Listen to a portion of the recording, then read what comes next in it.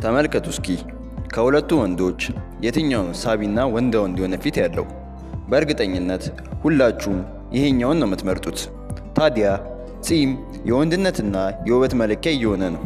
ብዙ ወንዶች አሁን ላይ ግጥም ያለ ጺም እንዲኖራቸው ይፈልጋሉ።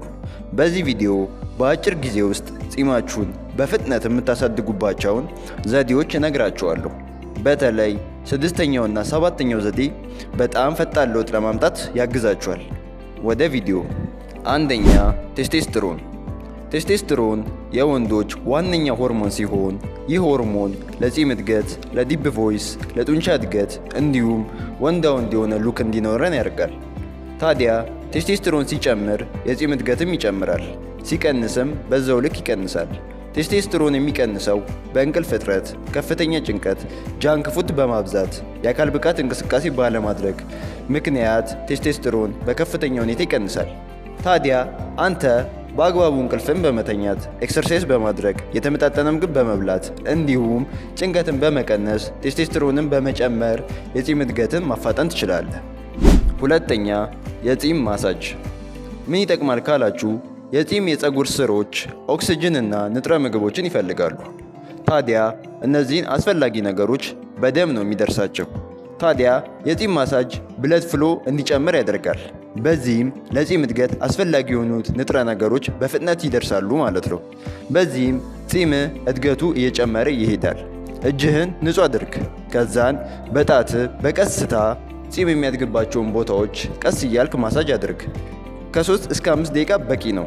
በሳምንት ከ4 እስከ 5 ጊዜ በመደጋገም ለውጡን ከወራት በኋላ ማየት ትጀምራለህ። ሶስተኛ፣ ፕሮቲንና ቪታሚንስ። ብዙ ወንዶች ጺማቸውን ለማሳደግ የተለያዩ ምርቶችን ይጠቀማሉ።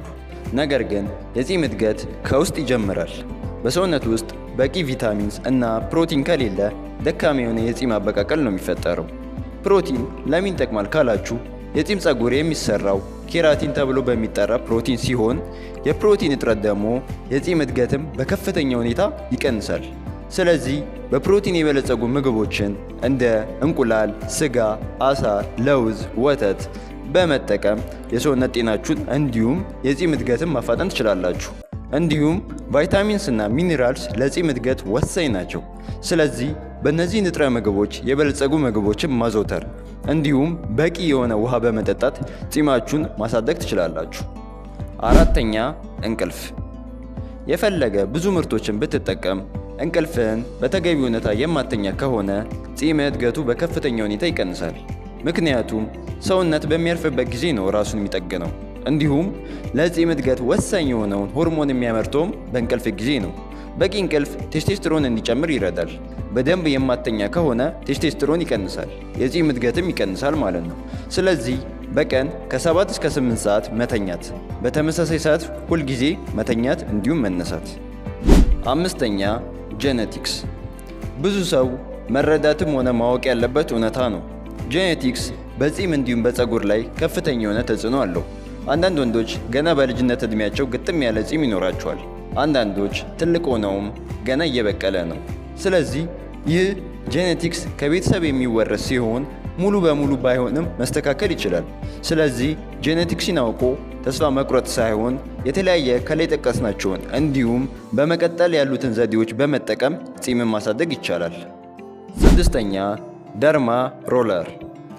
ደርማ ሮለር በአሁኑ ጊዜ በጣም እየታወቀ ያለ ጺምን ለማሳደግ የሚረዳ መሳሪያ ነው። በጣም ቀጭን የሆኑ መርፌዎች ያሉበት ሲሆን ጺም በሚያድግበት ቦታዎች ላይ በመጠቀም በፊት ላይ ትንንሽ ቀዳዳዎችን ይፈጥራል። ይህም የደም ፍሰት በደንብ እንዲጨምር በማድረግ ለጺም ፀጉር አስፈላጊ የሆኑ ኦክስጅንና ንጥረ ምግቦች በፍጥነት እንዲደርሱ ያደርጋል። ይህም ጺምን እድገትን ያፋጥነዋል። ፊትህን በመጀመሪያ ንጹህ አድርግ። ከዛን ደርማ ሮለሩን በአልኮል ሳኒታይዝድ አድርግ። በመቀጠልም ፊት ላይ፣ ወደ ታች፣ ወደ ግራና ወደ ቀኝ ቀስ እያልክ ከ5 እስከ 10 ደቂቃ በሳምንት ከ1 እስከ 2 ጊዜ በመጠቀም ውጤታማ የሆነ የጺም እድገት እንዲኖር ማድረግ ትችላለህ። ሰባተኛ፣ ሚኖክሲዲል። ሚኖክሲዲል በአሁኑ ጊዜ እጅግ እየታወቀ ያለ የፀጉር እንዲሁም ጺምን ለማሳደግ የሚረዳ ምርት ነው። ይህ ምርት በብዛት ደጋግሞ በመጠቀም ብዙ ሰዎች ፈጣን ለውጥ ሲያመጡ እየታየ ነው። ታዲያ በፍጥነት የጺም እድገት እንዲኖር ደርማ ሮለር እንዲሁም ሚኖክሲዲልን አንድ ላይ መጠቀም። ከላይ ያየናቸውን ዘዴዎች በመጠቀም ጺማችሁን በፍጥነት ማሳደግ እንዲሁም ማራኪና ያማረ እንዲሆን ማድረግ ትችላላችሁ። ማንኛውም ጥያቄና አስተያየት ካላችሁ ኮመንት አድርጉልኝ። ቻናሉን ሰብስክራይብ ማድረግ እንዳይረሳ። በቀጣይ ቪዲዮ እስክንገናኝ ደህና ሁኑ።